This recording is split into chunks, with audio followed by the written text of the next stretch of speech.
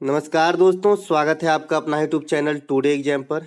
दोस्तों, SSC GD exam 2023 जो अब तक 4 दिन कंडक्ट हो चुके हैं और चारों दिन मिलाकर कुल 16 शिफ्ट में एग्जाम हो चुकी है। दोस्तों, 16 शिफ्ट में मैथ के जिन जिन टॉपिक से प्रश्न अधिकांश पूछे गए, यानी जो टॉपिक ट्रेंड में रहा, उन सभी टॉपिकों को लेकर ये पार्ट 1 वीडियो आप लोगों के लिए लेकर आया हूँ।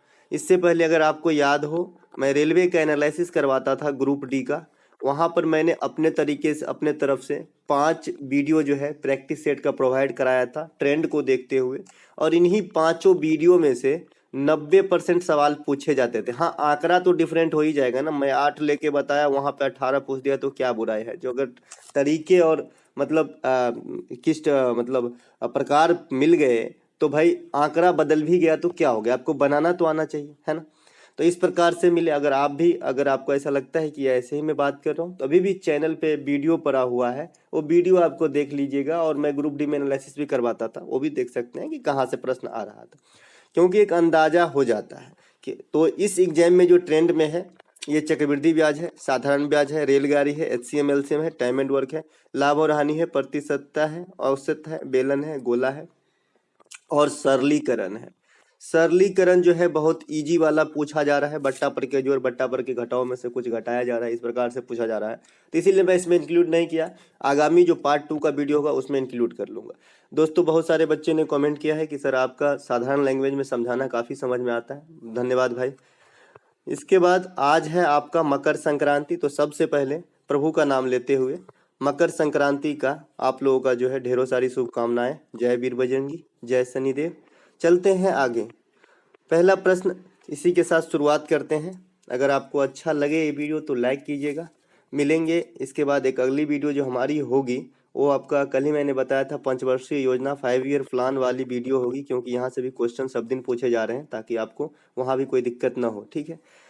पहला प्रश्न है हमारा, 150 मीटर लंबी रेलगाड़ी अपने से विपरीत दिशा में आ रही 100 मीटर लंबी रेलगाड़ी को 10 सेकंड में पार कर जाती है। पहली गाड़ी की चाल 30 km/h है, तो दूसरी की चाल कितनी होगी।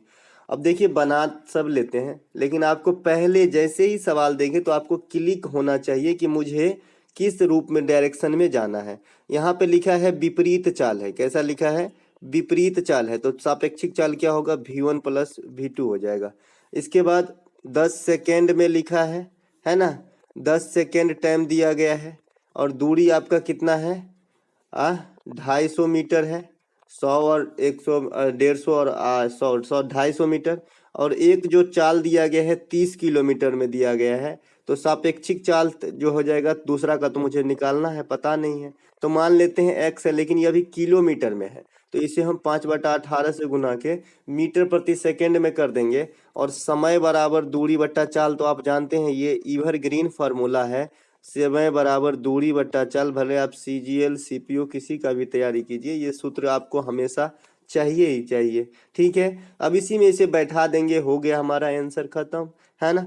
तो चलिए कर लेते हैं, 250/30 + x × 5/18 बराबर 10 सेकेंड। समय बराबर दूरी बट्टा चाल मैंने लिख दिया, इसी को मैं काट देता हूँ, हमारा आंसर हो जाएगा। चलिए काट देते हैं, क्रॉस गुना कर लेते हैं। 250 बराबर 10 × इधर था 30 + x × 5/18। ये क्रॉस गुना कैसे हुआ भाई, जब भी आप कोई भी जैसे a/b और c/d लिखो, तो आप जो है AD बराबर BC लिख सकते हो, यही मैं यहाँ पे किया, ठीक है। अब मैं इसको काट लेता हूँ, 10 बचे के 50, अब 50 एक जीरो से एक जीरो कट गया, 5 से कटेगा, है ना। 50 पंचे के 250, है ना। 18 बचे की 90, फिर से क्रॉस गुना, ये देखिए 18 और इस 5 को गुना करेंगे और 1 को और इस टोटल को गुना करेंगे, तो 90 बराबर 30 + x, तो x का वैल्यू 60 km/h जो है आपका दूसरी गाड़ी की चाल होगी, दूसरी ट्रेन की चाल होगी। चलते हैं आगे, हमारा अगला प्रश्न है, बेलन के आयतन में क्या परिवर्तन होगी यदि त्रिज्या में 10% की वृद्धि और हाइट में 10% की कमी की जाए।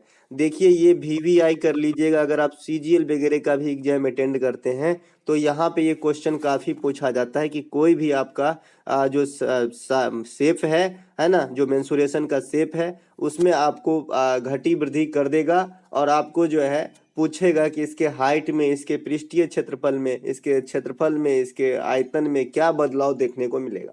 तो चलिए मैं ये तो कई तरीके हैं, लेकिन मैं एक जो तरीका बताता हूँ वो सभी सभी जो आपका ज्योमेट्री जो मतलब क्या बोलते हैं मेंसुरेशन में जितने भी होते हैं 2D 3D सब में लागू होगा। सभी के लिए लागू लिख देता हूँ, सभी के लिए लागू होगा ये सूत्र। ठीक है, ट्रिक है छोटी सी, उससे सॉल्व कर सकता हूँ लेकिन यहाँ पे टाइम लग जाएगा। ये कैसे होता है, तो सबसे पहले जो भी पूछेगा उसका आपको सूत्र आना चाहिए। बेलन का आयतन क्या होता है, पाई आर स्क्वायर एच। मैंने कहा कि जो भी कांस्टेंट टर्म है उसे काट दीजिए। तो पाई तो कांस्टेंट है, सभी आदमी पाई का मान 22/7 ही लगाते हैं या 3.14 लगाते हैं, कांस्टेंट है, ये वेरिएबल नहीं है, तो इसको काट दिए। अब हमारे पास क्या बचा है, आर स्क्वायर और एच बच गया है ना। अब इसके साथ क्या ऑपरेशन हो रही है भाई, तो त्रिज्या में 10% की वृद्धि हो रही है, तो मैं 110 लिख दूंगा और बटा 100 लिख दूंगा। तो त्रिज्या में 10% की वृद्धि, और ये कितनी बार है, तो 2 बार। और उन्हें हाइट में क्या हो रहा है, हाइट में 10% की कमी हो रही है। तो मान लीजिए पहले हाइट 100 था, अब कितना हो गया, 10% कमी होकर 90 हो गया होगा, है ना। हमेशा नीचे 100 ही रहेगा, ऊपर में घटी या वृद्धि जैसा बोलेगा आपका सवाल वैसा करना है। ठीक है, 1 0 से 1 0 कट गया। हमारा पहला को सॉल्व किए तो 121/100 हुआ, और गुने 9/10 हुआ। मतलब 1 नमा 9, 9 दूनी का 18 का हाथ में 1, 1 नमा 9 1 10, 1089/1000 हो गया है। इससे हमें क्या मिली सीख भाई, हमने नीचे 100 माना था, मतलब 1 माना था, और बढ़ा घड़ा के हमने ऊपर लिखा था, तो नीचे का वैल्यू कितना, 1000। 1000 एक्चुअल होना चाहिए था, 1089 हो गया। 1000 होना चाहिए था। एक और सॉल्व करेंगे, बहुत बहुत अच्छे से समझ में आएगा, और कभी नहीं भूलिएगा, दूसरा स्टेप लेकर सॉल्व करेंगे, पहले से देख लीजिए। 1000 होना चाहिए था, 1089 हो गया, 89 की वृद्धि हो गई, 89 गुने 100 बाई 1000 ओरिजिनल में होना चाहिए था। तो 2 0 से 2 0 कट गई, 10 से भाग देंगे 89 में, 8.9% की वृद्धि हो जाएगी। अगर इस प्रकार से किसी बेलन के साथ अगर छेड़छाड़ आप करेंगे तो 10% की वृद्धि हो जाएगी। ठीक है, आप करके देखिएगा, है ना। चलिए एक दूसरा शेप लेके आपको समझाता हूँ। मान लीजिए कि मान लेते हैं कि बेलन लिया था, अब लेते हैं गोला। गोला के त्रिज्या में, गोला की त्रिज्या जो है आर, जो मैं लिखता हूँ सीधे, आर जो है 10 क्यों, अब 10 हो गया था, तो आर जो है मान लीजिए 20% का जो है बढ़ा दिया आर को। तो हमको वॉल्यूम में जो है फर्क देखना है क्या हुआ। ठीक है, वॉल्यूम में बदलाव देखना है। तो मैंने कहा कि जो भी पूछा उसका पहले आपको सूत्र आना ही चाहिए, ये सूत्र से पकड़ने के लिए। तो गोला का आयतन होगा 4/3 पाई आर क्यू। मैंने कहा कांस्टेंट टर्म को काट दो, तो 4/3 भी कांस्टेंट है और पाई भी कांस्टेंट है। कांस्टेंट कहने का मतलब भैया जिसको सब सेम ही भाषा में पढ़ता हो, है ना। 4/3 को कोई 14/3 नहीं पढ़ेगा, कांस्टेंट है ये, इसका मान कभी नहीं बदलेगा, 4/3 ही रहेगा, तो कट जाएगा। पाई का मान पाई ही रहता है, कट जाता है। लेकिन ये जो वेरिएबल होता है जैसे एक्स वाई, जो हम मान लेते हैं, ज्यूम करते हैं, उसकी मान तो बदल सकती है, तो ये कांस्टेंट नहीं वेरिएबल है। तो आर का मान जो है हम नहीं काटेंगे, आर नहीं काटेंगे। तो हमारा इस कांस्टेंट को हटाने के बाद सूत्र से क्या बच गया, आर क्यू बच गया। अब ऑपरेशन इसी आर क्यू के साथ करना है, 20% बढ़ाना है। हमने कहा नीचे हमेशा 100 मानिए और ऊपर में बढ़ा घटा के करिए, तो 20% अभी बढ़ाना है, तो 100 में 20 को जोड़ देंगे। 100 इसलिए मानते हैं कि हमें परसेंटेज कैलकुलेट करने में आसान हो। अगर मैं 90 मानूं फिर भी 20% बढ़ाऊं तो होगा, लेकिन वो फिर हमें कैलकुलेशन तो लंबा पड़ जाएगा, महंगा पड़ जाएगा। ठीक है, इसलिए 100 मान के 120 बढ़ा दिए। और ये कितनी बार आर है, तो 3 बार, तो इसको मैं 3 लिख दिया। अब 12 का क्यू, अब बट्टा 10 का क्यू, तो 10 का क्यू होता है आपका 1000, अब 12 का क्यू होता है आपका 144, 12 4 दूनी का 1728। ठीक है, अब ये कितना बढ़ गया, होना चाहिए था 1000, हो गया 1728, तो 728 बढ़ गया। तो 728 गुने 100 अब बट्टा 1000 जो है हमारा इतनी परसेंटेज की बदलाव देखने को मिलेगा। तो 72.8% बदल जाएंगे गोला का आयतन, अगर आप रेडियस को 20% बढ़ा देंगे। तो आशा करते हैं कि मजा आया होगा, और ये अच्छी ट्रिक है, आप इसे अच्छे से समझ लीजिएगा। 2 बार, 1 बार और देख लीजिएगा, इसी वीडियो को थोड़ा पीछे करके देख सकते हैं अच्छे समझने के लिए। आप इसे किसी भी जो है शेप के ऊपर अप्लाई कर सकते हैं, कोई बड़ी बात नहीं है। चलते हैं आगे। अगला एक प्रश्न पूछा गया था कोई धन साधारण ब्याज से 20 वर्षों में 3 गुना हो जाता है, उसी दर से वह धन कितने वर्षों में 2 गुना होगा। देखिए साधारण ब्याज जो है ये क्या होता है, रेट गुने टाइम का प्रतिशत होता है। जैसे 100 रुपये का 10% दर से 2 वर्ष में साधारण ब्याज, ठीक है। तो कैसे होगा, 10 दुना के 20% निकाल दो आप, किसका, मूलधन का 20%, 20 रुपया। आप सूत्र से निकाल के देखिएगा 20 रुपया ही आंसर आएगा। तो यही चीज आपको परखना होता है डायरेक्ट, ठीक है। तो यहाँ पे 20 वर्ष में 3 गुना हो जाता है, तो अगर गुना वाला इसी दर से ये धन कितने वर्ष में 2 गुना होगा, 3 गुना हो जाता है, 2 गुना रिक्वायर्ड है, ठीक है। तो मैंने कहा कि जितना गुना, अगर ये देखिए मान लीजिए कि गुना को मैं क्या लिखूं, मान लीजिए गुना को मैं जी लिख देता हूँ, G1 - 1 बट्टा T1 बराबर G2 - 1 बट्टा T2। देखिए मैं मैथ के अंदर कोई भी सूत्र याद नहीं रखता था, लेकिन मुझे पहले ही जैसे दिखा मुझे पता है इसके साथ क्या करना है। मैं सिर्फ देहाती भाषा में ही पढ़ा हूँ, ठीक है। तो ये देखिए गुना -1 बट्टा पहला समय बराबर गुना -1 दूसरी गुना होगा जो रिक्वायर्ड है, बट्टा 1 माइनस और बट्टा दूसरा समय, इसी में मैं रख दूंगा। यहाँ देखिए 20 वर्ष में 3 गुना हो जाता है, तो पहला गुना क्या है, 3 गुना तो हो गया है, तो 3 में से 1 घटाएंगे और कितना समय में हुआ है, 20 वर्ष में। अभी रिक्वायर्ड कितना है, 2 गुना, तो 2 में से 1 घटाएंगे और T2 तो मुझे पता नहीं है, यही निकालना है ना। तो 2 में से 1 गया तो 1 बच गया। अभी क्रॉस गुना हो जाता है जब भी मैथ में आता है, तो 1 गुने 20, तो 20 बराबर 2T2 हो जाएगा, क्योंकि 3 में से 1 गया तो 2 बचेगा, है ना। तो 2 से कट जाएगा तो 10, तो 10 वर्ष में 2 गुना हो जाएगा। इससे आपको साधारण ब्याज का गुना वाला सवाल निकाल लेना है, ठीक है। चलते हैं आगे। अगला एक प्रश्न, 1000 रुपये पर अर्धवार्षिक दर से संयोजित 12% दर से 1 वर्ष का चक्रवृद्धि ब्याज। देखिए अर्धवार्षिक जब रहता है तो रेट और टाइम के साथ आपको पहले संक्रिया करना पड़ता है। रेट को जो है अपने को 2 से भाग देना पड़ता है और टाइम को अपने को 2 से गुना करना पड़ता है। ये क्यों होता है मैं पिछले वीडियो में समझा चुका हूँ। ये इसलिए होता है कि एक साल जो है 12 महीने का होता है, और 12 महीना में जब अर्धवार्षिक संयोजित होता है, अर्धवार्षिक मतलब हाफ अर्ली मतलब 6 महीना, तो 6 से भाग देते हैं 12 में, और ये जो 2 आता है इस 2 के साथ हम संक्रिया कर लेते हैं, क्योंकि एक साल में 2 बार जो है मूलधन बढ़ेगा। एक बार जैसे 100 रुपया, 6 महीने के बाद जो ब्याज रहेगा उतना मूलधन हो जाएगा। इसीलिए ये 2 कहाँ से आती है, तो 6 से भाग देने के बाद आती है, इसीलिए इस 2 से संक्रिया करते हैं। अगर मान लो कि कोई जो है तिमाही पूछ रहा है, तो इसी 12 में 3 से भाग देते हैं तो 4 आता है, तो इसी रेट के साथ 4 से भाग दे देते हैं और समय को 4 से गुना कर देते हैं। अगर मान लो कोई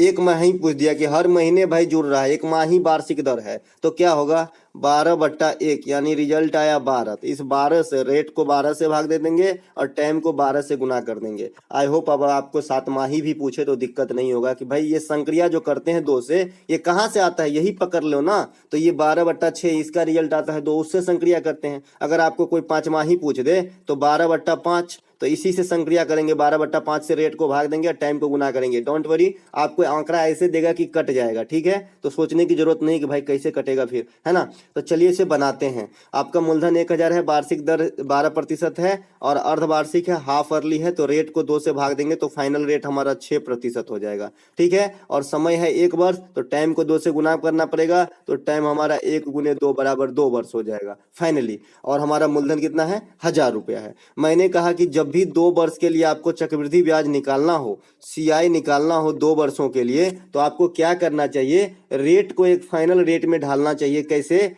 2R में 2R में ढाल देना चाहिए। तो अभी अपना रेट कितना है, 6%, तो 6 गुने 2 मतलब 12 और 6 का 36, यानी 12.36% अगर हम मूलधन का निकाल दें तो इस क्वेश्चन का डायरेक्ट आंसर मुझे मिल जाएगा, ठीक है। 12.36%। मान लीजिए किसी कारणवश यहाँ पे ये जो मैं स्लैश लगाया हूं इसके बाद 3 अंक आ जाता, तो मैं 1 अंक पीछे वाले यानी 12 में शिफ्ट कर देता। ये सब ज्ञान क्लियर होना चाहिए। तो 12.36% मैं इस मूलधन का निकाल दूंगा। 12.36% निकालना है अपने को, किसका, 1000 रुपये का। तो 1000 रुपये का 1% कितना, 10 रुपया, तो 120 रुपया। अब 0.36% कितना हो जाएगा, 0.3 रुपया, तो 123.6 रुपया जो है आपका आंसर हो जाएगा, ठीक है। इसके अलावा मैं आपको बता दूं, अगर 3 साल के लिए अगर आपसे कोई पूछे तो 3R² और RQ इसमें आपको डालना है। मान लीजिए कि 6% रेट है और 3 साल का चक्रवृद्धि ब्याज निकालना है, तो कैसे होगा, 18 6 36 108 और 6 36 6 216 मैंने कहा यहाँ पे मुझे 3 अंक बिल्कुल दिखना नहीं चाहिए, तो 18 और में से 1 शिफ्ट कर दूंगा तो ये हो जाएगा 19, 19 और 0, और ये 8 और 2 10 के 0, हाथ में 1 2 6। इस प्रकार से आप निकालेंगे, ठीक है। ये 2 इसमें शिफ्ट कर देंगे, है ना, ये 2 इसमें आप शिफ्ट कर देंगे तो यहाँ पे ये बदल के हो जाएगा 10, ये 10 हो जाएगा, 8 था और ये 2 जोड़ देंगे तो नहीं हो जाएगा 10, तो 10 26 चाहिए। 19.1026% अगर आप निकाल देंगे तो 6% के दर से 3 साल का चक्रवृद्धि ब्याज निकल जाएगा। चलते हैं आगे। अगला एक प्रश्न पूछा गया था, किसी वस्तु के अंकित मूल्य पर 20% की छूट देने के बाद 25% का लाभ होता है, यदि अंकित मूल्य पर कोई छूट नहीं दिया जाए तो लाभ प्रतिशत क्या होगा। काफी ट्रेंड में है ये क्वेश्चन, कल भी पूछा गया था, ठीक है। तो देखिए 20% का छूट दे 25% का लाभ, यानी मान लीजिए कि 100 रुपया है आपका, मेंशन प्राइस मान लीजिए 100 रुपया है, यानी अंकित मूल्य, है ना। तो पहला स्टेप में 20% का छूट देंगे तो ये हो जाएगा 80 रुपया। अब ये 80 रुपया जो है ये आपके लिए, मान लीजिए आप दुकानदार हो तो आपके लिए अपने ऊपर ले लेने का है ना, क्योंकि ये कॉमर्शियल मैथ जो है हमारे रोजमर्रा की जिंदगी से जुड़ा हुआ है। हम लोग कुछ ना कुछ खरीदते बेचते हैं, छूट मांगते हैं, डिस्काउंट देखते हैं ना, तो ये सब हमसे ही जुड़ा हुआ है। तो 25% का लाभ होता है, यानी ये जो विक्रेता है, यानी आप जो हो 80 रुपया में बेच देते हो, फिर भी आपको 25% का लाभ होता है। तो 125% बराबर 80 रुपया। तो लाभ प्रतिशत पूछ रहा है कि 100 रुपया में बेचेगा तो पहले मुझे सीपी निकालना पड़ेगा। तो 180 बटा 125 गुने 100 कर लूं तो ये हमारा सीपी निकल जाएगा।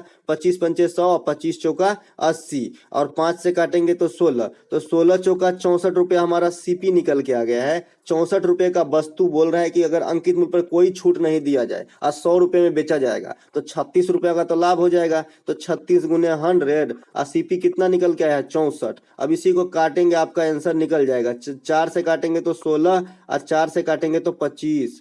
4 से काटे तो हम 16 हो गया और 4 से काटेंगे तो 25 हो गया, ठीक है। फिर कटेगा क्या, हाँ, 4 चौका 16 और 4 नमा के 36, अब नहीं कटेगा। 25 नमा के 225 बटा 4% का जो है आपका लाभ हो जाएगा। इसी को और काट सकते हैं, है ना। आई होप आपको समझ में आया होगा दोस्तों।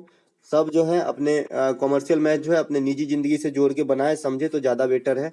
एक कक्षा में 40 छात्रों की औसत आयु 15 वर्ष थी। 10 नए छात्र प्रवेश पाने के कुल छात्रों की औसत आयु में 0.2 वर्ष की वृद्धि हो गई। नए छात्र की औसत कितनी है। कल पूछा था कि एक 9 है, उसमें 10 गो बच्चा था, एक और आ गया, औसत बढ़ गया, तो नया लड़का का क्या है। तो मैं थोड़ा हार्ड वाला ले लिया हूं ताकि अगर आने वाले समय में 10 के जगह 200 रख दे और एक बच्चे के जगह 10 को एंट्री करा दे, कोई दिक्कत नहीं है। तो 40 छात्रों की औसत आयु है 15 वर्ष।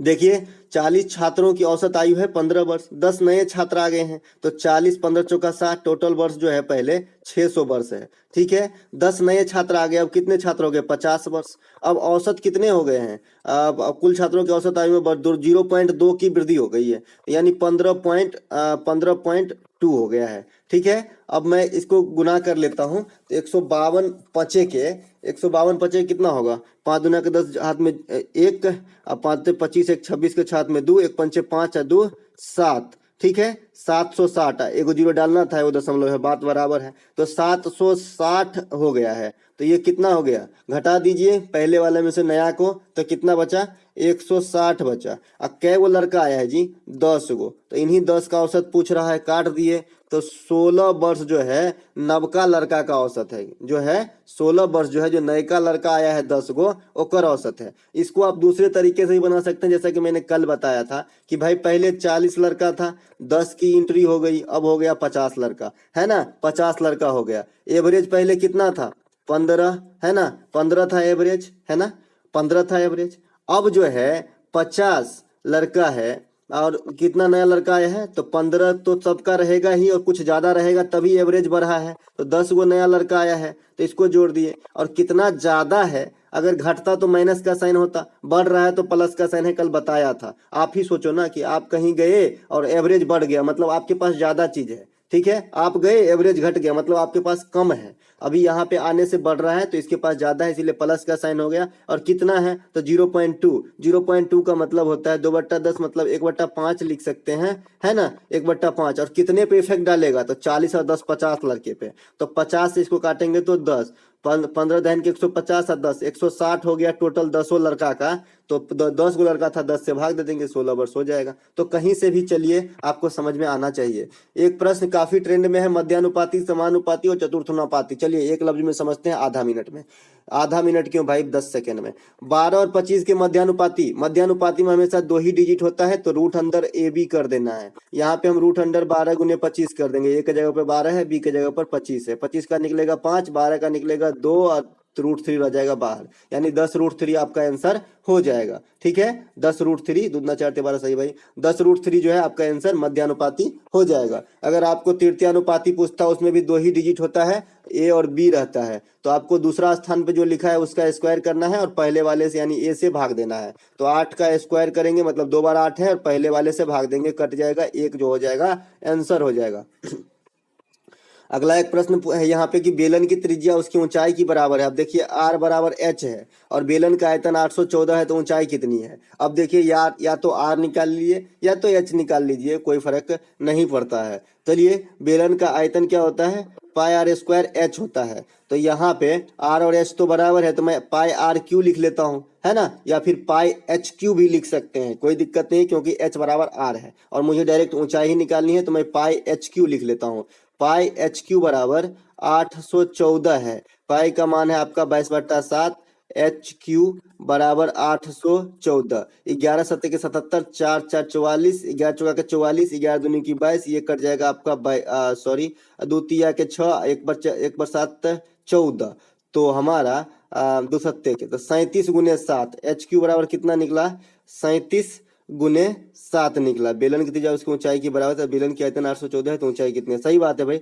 एच क्यू बराबर जो है हमारा ये इधर हो गया 37 और ये 7 चला जाएगा उधर, तो 37 गुने 7 है। अब इसी को जो है 37 गुने 7 को क्यू से बाहर निकालेंगे, हमारा आंसर हो जाएगा। वैसे निकलेगा नहीं है, ठीक है, 7 से कटेगा क्या, नहीं कटेगा, वैसे निकलने वाला नहीं है, तो यही हमारा आंसर है। घन रूट क्यूब रूट जो है 37 गुने 7 जो हमारा आंसर हो जाएगा। आंकड़ा मैं अपने मन के से रख लिया हूँ, इसलिए नहीं निकल पाया, लेकिन तरीके वही रखना है जैसा कि मैं बता रहा हूँ। 4 से कटने वाली संख्या बताइए। देखिए विभाजन के नियम से जो है, अभी परसों 11 से कटने वाली संख्या पूछा गया था, तो विभाजन का कुछ नियम का तरीका आपको होना चाहिए याद। 1 से तो प्रत्येक संख्या करती है, 2 से लास्ट के 1 डिजिट कटना चाहिए, है ना, 4 से लास्ट के 2 डिजिट कटना चाहिए, जैसे 24, और इसमें मैं कुछ भी लिख दूं तो ये कटेगा 4 से, है ना। 8 से जो है लास्ट के 3 डिजिट कटना चाहिए, चाहे संख्या कितनी भी बड़ा हो। 512 अगर लास्ट में है और इधर कुछ भी है तो कट जाएगा, 3 डिजिट कटना चाहिए। इसी प्रकार से 16 से अगर कर लें, गुना करते जाइए, तो लास्ट के 4 डिजिट कटना चाहिए, चाहे संख्या कितनी भी बड़ा हो। तो इस प्रकार से, इसके बाद 2 की गुणज का हो गया, फिर 3 की क्या है, 3 की जो संख्या है, सभी संख्याओं का योग 3 के पहाड़ा में आना चाहिए, ये कट जाएगा, 4 का हो गया। 5 से क्या है, 5 से कटने के लिए लास्ट में एगो 0 होना चाहिए। 25 से कटने के लिए लास्ट में 2 गो 0 होना चाहिए, या फिर लास्ट में एगो 5 होना चाहिए, और या फिर लास्ट में 25 से कटने के लिए 2 गो 0 तो रिक्वायर्ड है, ठीक है। तो इस प्रकार से 6 से अगर 2 से और 3 से दोनों से विभाजित है तो 6 से विभाजित होगी, ध्यान रखिएगा, ठीक है। कोई भी कोप्राइम नंबर अलग अलग संख्या को अगर विभाजित कर रहा है तो दोनों का गुणज भी उस संख्या को विभाजित करेगा, ऐसा आपने पढ़ के रखा होगा, ठीक है। तो ये कुछ, हाँ, सबसे इंपॉर्टेंट जो है 11 का है। 11 का क्या है कि मान लीजिए ABCD, मैंने 4 डिजिट का कोई संख्या लिखा, तो इसमें क्या है, A plus C minus A plus B minus B plus D का गुणज या तो 0 होना चाहिए या 11 होना चाहिए, ठीक है, या तो 0 होना चाहिए या तो 11 होना चाहिए, अल्टरनेटिव चलता है। ACBD इन दोनों का घटाव 0 होना चाहिए या फिर 11 होना चाहिए, ठीक है। तो इससे आपको 11 की संख्या कटेगी।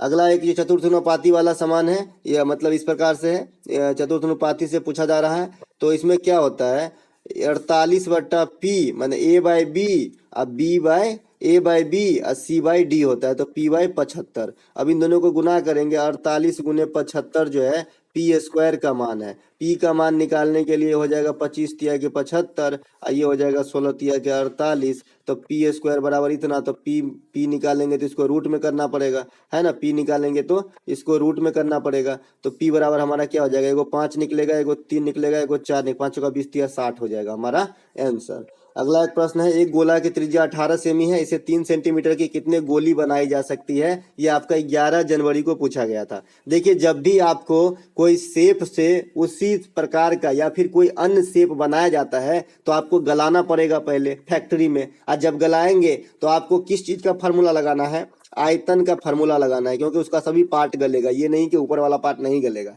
है ना, सभी गलेगा तो आयतन का। तो आयतन बराबर आयतन कर देना है। तो गोले की त्रिज्या 18 सेंटीमीटर है, तो गोला है तो गोला का आयतन 4/3 पाई आर क्यू है, तो 18 को हमको 3 बार लिखना पड़ेगा, सेंटीमीटर में है इधर। इससे 3 सेंटीमीटर की कितनी गोली? अब गोला है, गोली गोली मतलब छोटका छोटका, तो ये भी तो 4/3 पाई आर क्यू होगा, है ना। तो 4/3 पाई आर क्यू का मतलब 3 बार 3 लिखा है, 3 का क्यू लिखा है। ऐसे कितने बनेंगे? तो मैं मान लिया कि x बनेगा। 4/3 पाई कट गया, और 3 बार 3 है तो हर 3 6 से काटेगा इसको, है ना, हर 3 6 से काटेगा। छका 36 छक्के 216 जो है, 216 पीस जो है बन के तैयार होगा आपका।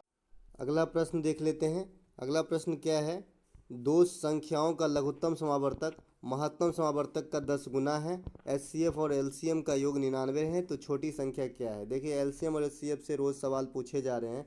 सबसे पहले अगर बता दूं कि अगर भिन्न वाला एलसीएम अगर आपसे पूछा जा रहा है, a/b c/d का आपका एलसीएम पूछ दिया, तो ए और सी का आप निकालेंगे एलसीएम, और नीचे वाले का निकालेंगे आप एचसीएफ। ठीक है, ये आपको ध्यान होना चाहिए।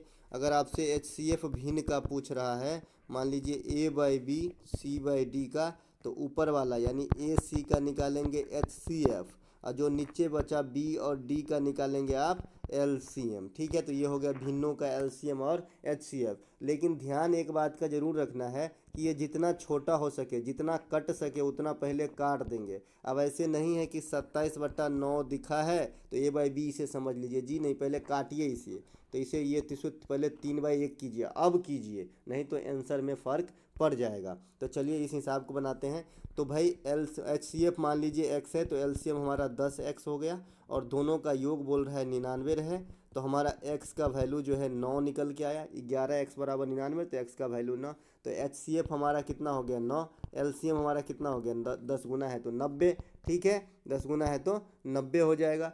अब बोल रहा है कि दोनों संख्याओं का योग जो है एच सी एम, तो छोटी संख्या खाली पूछ रहा है और कोई इन्फॉर्मेशन नहीं है। अगर मान लीजिए, तरीके तो ये हैं कि 99 को हम 90 को जो है 9 से एलसीएम को एचसीएफ पे भाग दे दें, तो ये निकलेगा हमारा 10। ठीक है, अब इस 10 को मैं कोई दो ऐसे संख्या में तोड़ूंगा जिसका महत्तम 1 हो, तो 2 गुने 5 में तोड़ दिया, इस 2 और 5 का महत्तम 1 है। तो मैं अगर संख्या निकालूं तो छोटी संख्या 18 और बड़ी संख्या 9×5 के 45 निकलेगा। छोटी संख्या 18 और बड़ी संख्या जो है 9×5 के 45 निकलेगा। ठीक है, तो ये देख लीजिए, इन दोनों का एचसीएफ जो है आपका 9 रहेगा और एलसीएम जो है 90 रहेगा। तो बड़ी संख्या पूछेगा तो 45 हो जाता, छोटी संख्या पूछा है तो 18 हो गया। चलते हैं आगे।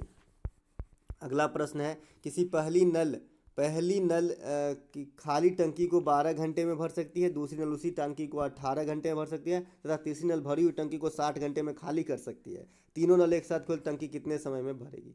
देखिए, टाइम एंड वर्क का जो सवाल है आपको एलसीएम विधि से चलना है। तो 12 घंटा, 18 घंटा और 60 घंटा इफ़िशियंसी का जो है मैं एलसीएम ले लेता हूँ। तो 12, 18 और 60 का एलसीएम जो है 6 दूना के 12, 6 त्रिक 18, 6 दाइन के 60, 2, इसके बाद जो है 120 कटेगा क्या? नहीं, 180 कटेगा, 180 हो जाएगा डायरेक्ट। बड़का संख्या का पहाड़ा पढ़ना स्टार्ट कर दीजिए, तो 180 हो जाएगा। सबकी इफ़िशियंसी निकाल लेता हूँ, है ना, सबकी जो है इफ़िशियंसी निकाल लेता हूँ। तो 12 को 180 से गुना करेंगे तो 15 आएगा जी, 12, हाँ 15 आएगा। इसके बाद में 18 से करेंगे तो 10 आएगा, और 60 से करेंगे तो 3 आएगा। लेकिन ध्यान रहे कि ऊपर का दोनों जो है ये पॉजिटिव काम कर रहा है भरने का, और नीचे वाला निगेटिव काम कर रहा है। तो फाइनल काम कितना होगा? 15, 10, 25 में से 3 गया तो 22 काम जो है 1 घंटे में होगी। और हमारा कितना काम है टोटल? 180 काम। तो 180/22 जो है घंटा लग जाएगा जब ये तीनों नल खुले रहेंगे, यानी 11 यानी 90। तो 90/11 जो है समय लगेगा, यानी इतना घंटा लगेगा। ठीक है, चलते हैं आगे।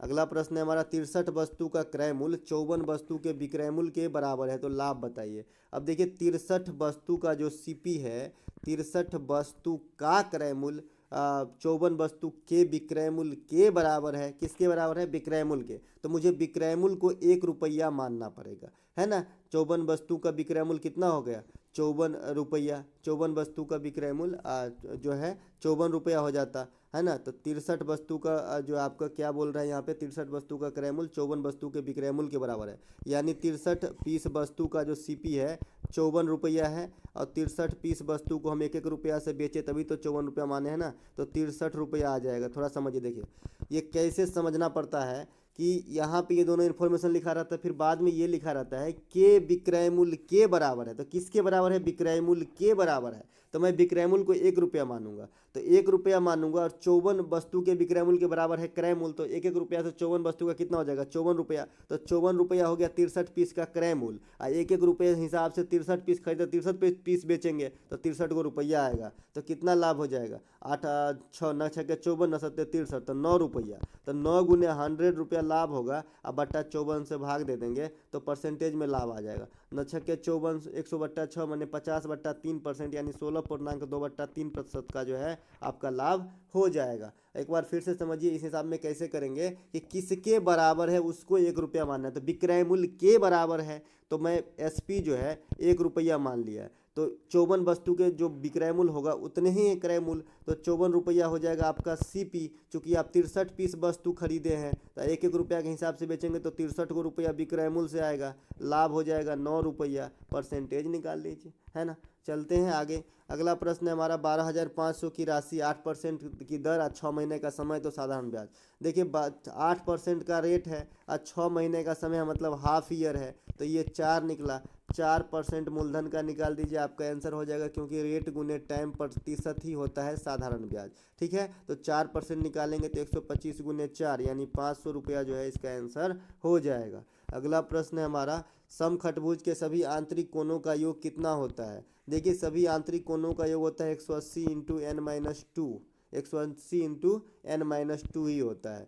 तो 180 इंटू n का मतलब खटभुज मतलब 6 है, यहाँ भुजा की संख्या है तो 6 लिख देंगे, अब -2 तो 4, 18 चौका 72, 720 जो है आपका हो जाएगा क्या, समखटभुज के सभी आंतरिक कोणों का योग हो जाएगा। ठीक है, सभी समखटभुज के प्रत्येक आंतरिक कोण का मान अगर पूछा जाता है तो 180 इंटू n-2, यही भुजा से भाग दे देते हैं, मतलब n से भाग दे देंगे तो प्रत्येक नहीं निकल जाएगा। और बाह्य कोण चाहे समखटभुज हो चाहे 50 भुज हो, 360/n ही होगा प्रत्येक बाह्य कोण, क्योंकि टोटल बाह्य कोण का योग 360 डिग्री ही होता है। क्योंकि सब चीज़ को जब हम ऐसे किनारे करेंगे तो एक सर्किल जैसे ही होगा, है ना। चाहे आप इसको ही ले लीजिए और इसको पेटी में बंद करना है तो सर्किलाकार नहीं होगा, तो सर्किल का मान 360 होता है, इसीलिए कोई भी शेप का टोटल बाह्य कोण का योग 360 होता है। ठीक है, अगला प्रश्न है कि 25 में 8 के दर से खरीदा और 20 में 6 के दर से बेचने पर लाभ या हानि प्रतिशत क्या होगी। देखिए कल पूछा था कि 1 रुपये का 20 बटन खरीदा जाता है, कैसे बेचे कि 25% का लाभ हो, तो इसीलिए मैंने इसे रखा।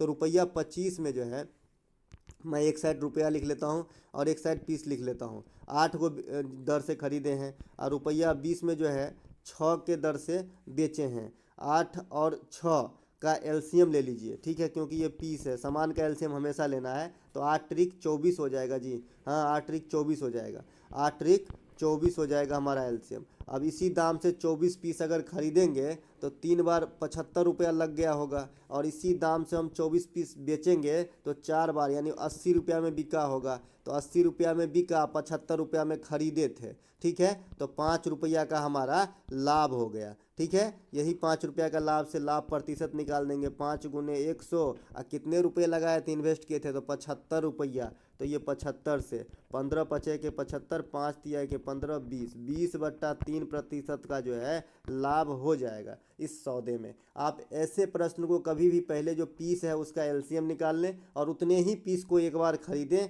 और उतने ही पीस को एक बार बेचें, तब देखें क्या पड़ा पैसा पर फर्क। मैंने 8 और 6 का एलसीएम निकाला, 24 पीस खरीदा, 8 पीस खरीदते हैं तो 25 रुपया लगता है, मतलब 3 बार खरीदना पड़ेगा, 8 पीस, 25 तिया के 75 रुपया खर्च करना पड़ेगा। 24 रुपया मैं 24 पीस मुझे बेचना है तो एक बार में मैं 6 पीस बेचता हूँ तो 4 बार बेचना पड़ेगा 6 पीस, तो एक बार में 20 रुपये आता है तो 4 बार आएगा तो 80 रुपये आएगा, तो 5 रुपये का फ़ायदा होगा। मैं फ़ायदा गुने 100 बटा क्रय मूल्य से फ़ायदा प्रतिशत निकाल लिया। एक प्रश्न यहाँ पे 40 लीटर की दूध तथा मिश्रण में पानी और दूध का अनुपात इतना है, 1-2 करने के लिए कितना पानी मिलाया जाएगा। कल बताया था, फिर भी देखिए 5 यूनिट का वैल्यू है 40, 3-2 5 यूनिट का वैल्यू 40, तो 1 यूनिट का वैल्यू हो जाएगा आपका 8 हो जाएगा, तो 3 यूनिट दूध है तो 24 लीटर दूध है और 8 दूनी की 16 लीटर पानी है। बोलता है कि इसमें कुछ पानी मिला दो और अनुपात जो है 1-2 कर दो। अब ध्यान से देखें तो एक तो गुना कर लीजिए, नहीं तो इतना छोटा है तो गुना करने की जरूरत भी नहीं है। 1 यूनिट की वैल्यू 24, मुझे 2 का चाहिए मान, तो 2 का मान होना चाहिए 48, जिसमें 16 पहले से विद्यमान है। अब मैं इसमें 32 जोड़ूंगा ना तो 48 हो जाएगा। इस x के जगह पर मैं 32 रख दूँ तो अनुपात 1-2 हो जाएगा, है ना। तो 32 लीटर पानी मिलाना पड़ेगा। अगला एक प्रश्न है, एक बेलन की आयतन 1540 घन मीटर है, यदि त्रिज्या 7 मीटर है तो बेलन की ऊंचाई क्या होगी। देखिए आयतन जो है पायर स्क्वायर एच होती है, तो 22/7 गुने त्रिज्या 7 है और हाइट h है, ये है 1540।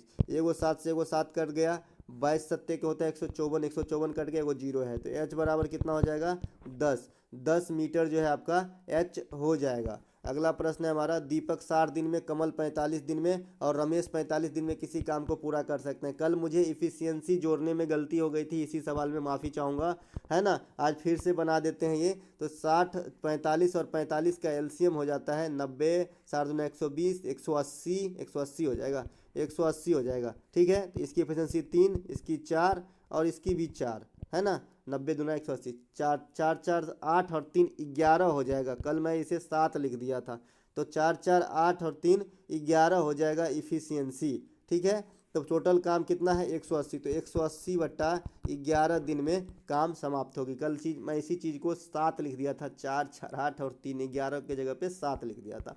अगला प्रश्न हमारा यहाँ पे, 75 किलोमीटर की रफ्तार से एक कार को पीछा कर रहा है बस, 35 किलोमीटर आगे है, जो यदि बस को पकड़ने में 7 घंटा का समय लगा तो कार की चाल क्या है। देखिए एक कार है और एक बस है, इनके बीच की दूरी 35 किलोमीटर है और ये चल रहा है बस 75 के रफ्तार से और ये चल रहा है पता नहीं कौन से रफ्तार से, लेकिन सब पकड़ने में इस बस को जो है 7 घंटे का समय लगा है। समय बराबर दूरी बट्टा चाल, समान दिशा में जा रहा है तो डायरेक्शन में तो घट जाएगा, तो आपको ऐसे ही करना है। सापेक्षिक चाल जो है क्या हो जाएगा 75 - x गुने 5 घंटा ही लिखा है सब जगह, तो कुछ बदलने की ज़रूरत भी नहीं है, ठीक है। दूरी आपका है 35 और चाल हो गया ये 35/75 - x बराबर 7। बस इतना ही करना है, कोई 5/18, 18/5 से गुना नहीं करना है, क्योंकि हर जगह किलोमीटर और घंटा में है, ठीक है। 7×5 = 35, x बराबर हो जाएगा 75 - x बराबर 5, x बराबर 70, तो x का वैल्यू जो है 70 किलोमीटर, यानी कार जो है 70 किलोमीटर रफ्तार से भाग रहा है। तो दोस्तों ये था इस वीडियो का लास्ट क्वेश्चन। अगर आपको अच्छा लगा हो तो लाइक कीजिएगा। मिलेंगे एक फर्स्ट शिफ्ट के एनालिसिस वाली वीडियो के साथ, और एक 5 ईयर प्लान वाली वीडियो भी आज देखना नहीं भूलिएगा, वहाँ से काफ़ी क्वेश्चन आ रहे हैं। तो चलिए दोस्तों, जय हिंद।